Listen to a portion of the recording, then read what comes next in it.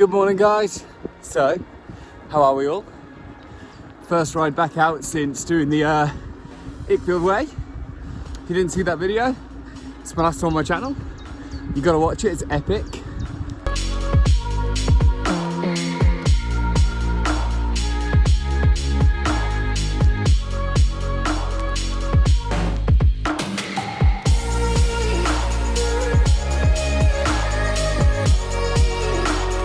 So riding that route with the Velo's Flyers really got me thinking about my setup for the Great British Escapades. I think I got it a little bit wrong. So, where did I go wrong? Well, firstly, I knew we were stopping often, so I took one water bottle less. So I could carry, I don't know, 1.6 litres of water, because we were stopping often, still wasn't enough. And it got me thinking, would 3 litres be enough for how far I plan to go between stops? Probably not. And I know that's a lot to take, but you know, it's worth it when there's not much en route.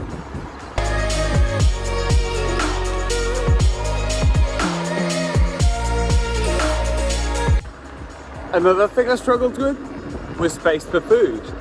I know that sounds crazy, but with all the water and the bottles and clothing, I wasn't actually storing anywhere near as much food as that I'd originally intended.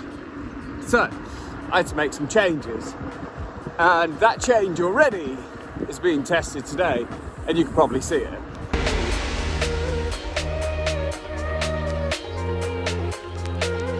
So today I'm actually testing running with this. It's the Shimano U6 rucksack. There is a video on my channel about this rucksack, because I actually find it really comfortable, really epic. And although today it's got 2 litres of water in a hydration bladder, surprisingly enough, it doesn't feel too heavy on my back.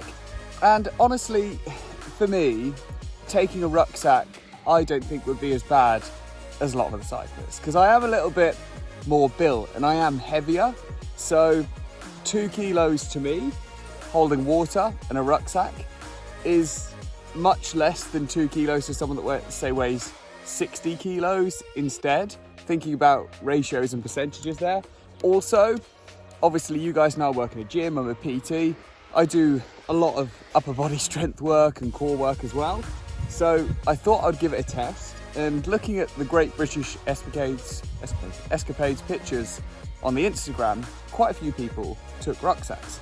Even the winner took a rucksack. And you have to remember that when using a rucksack, if it is full of water, it is going to be going down. So the minute you've drunk all the water out the rucksack, that's all that little pressure gone off your back as well.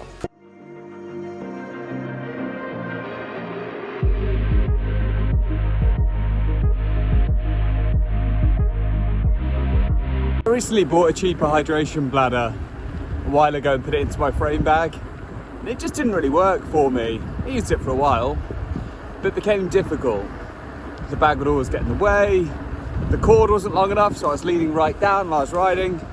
It was a challenge to use, and it tasted absolutely awful. This one doesn't seem to have any of those issues.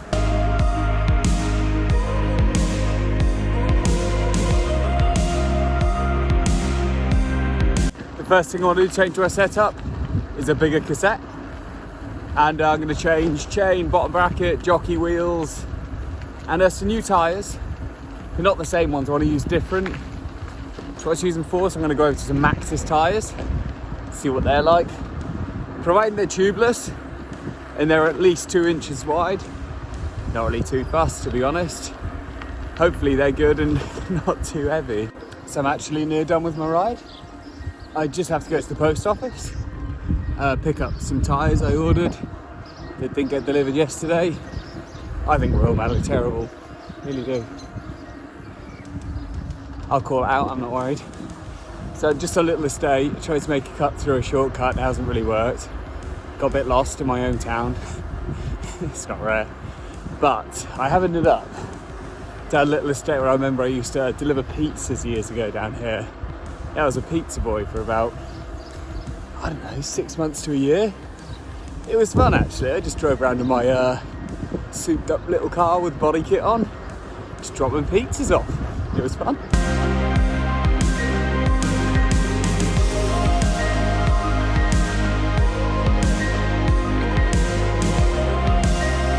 Bag already totally worth money. I can't believe that I fitted those 2 tyres in there, loads of space spare. Imagine if they were food. Not they can eat tyres, I just mean like, imagine the space. I could fit like, I don't know, 8 submarine sandwiches.